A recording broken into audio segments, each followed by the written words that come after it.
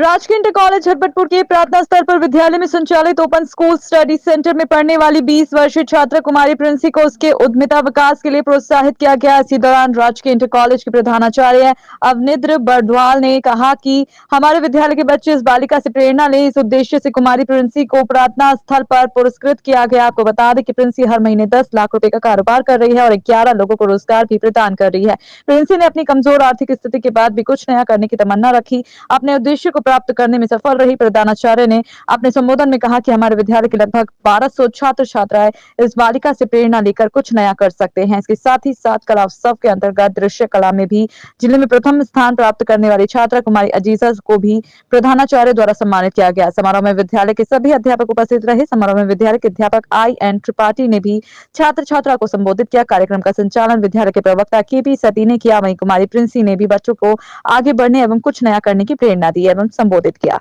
प्रिंसी वर्मा ये बच्ची है, ये यहाँ पर क्लास 11th में एडमिशन लेने आई थी।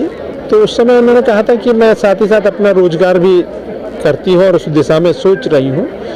तो मैं सर पूरे टाइम तो नहीं आ पाऊँगी और मुझे कुछ एक्स्ट्रा टाइम आप देंगे, मैं स्कूल को स्किप करूँगी। तो हमने ये बात रखी कि भाई स्कूल तो आपको लगातार आना पड़ेगा और ऐसा ये रेगुलर स्कूल में तो नहीं हो पाएगा।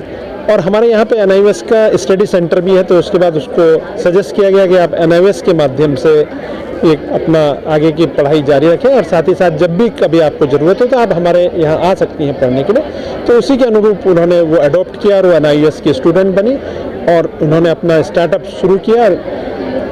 उसमें काफ़ी संघर्ष भी उन्होंने किया है। बीच में उनकी लोन की फाइल भी सैंक्शन नहीं हो पाई थी। दोबारा उसने क्योंकि उनके अंदर एक साहस था कि मुझे ये काम करना ही करना है, तो वो लगातार लगी रही है और वो अपनी लोन की फाइल अपने मम्मी पापा के सहयोग से उन्होंने करा और आज वो इस स्तर पे है कि वो 1 लाख रुपए का व्यवसाय आज कर रही हैं पर मंथ और उन्होंने 10-12 लोगों को भी रोजगार दिया। तो एक बहुत बड़ी उपलब्धि है। आज मेरा विशेष उनको यहाँ पर सम्मानित करने का ये था कि हमारे जो स्कूल के बच्चे हैं, विद्यालय के बच्चे हैं, वो समझ सकें कि वो भी आगे इसी तरह से जिस तरह से प्रिंसी आगे बढ़ी है वो भी आगे बढ़ सकते हैं।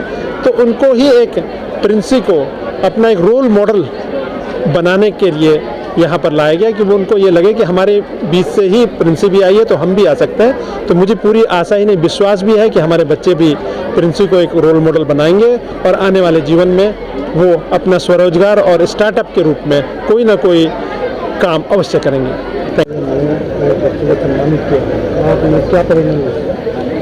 और जो प्रिंसी दी हैं वो बहुत अच्छी हैं और उन्होंने अपनी लाइफ में जैसे स्ट्रगल किया और जैसे वो आगे बढ़ी हैं, हम भी चाहेंगे कि हम भी ऐसे ही आगे बढ़ें और अगर हमें कुछ भी प्रॉब्लम होगी तो हम उनकी हेल्प लेंगे।